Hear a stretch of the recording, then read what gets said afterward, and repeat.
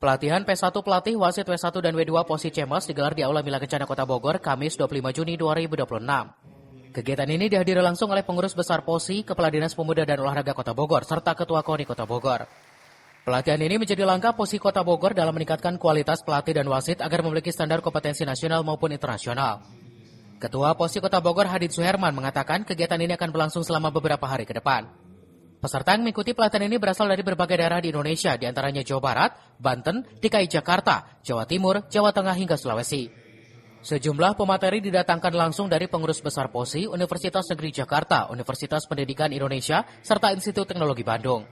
Tujuan dari pelatihan ini tentunya kita ingin menciptakan pelatih-pelatih yang berkualitas, pelatih-pelatih yang tersertifikasi, termasuk juga dengan wasit.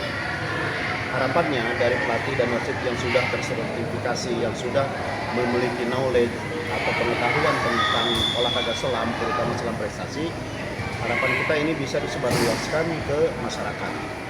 Dari pelatih dan wasit itulah nanti masyarakat akan paham olahraga selam, nomor kolam itu seperti apa, nomor laut itu seperti apa. Itu harapannya.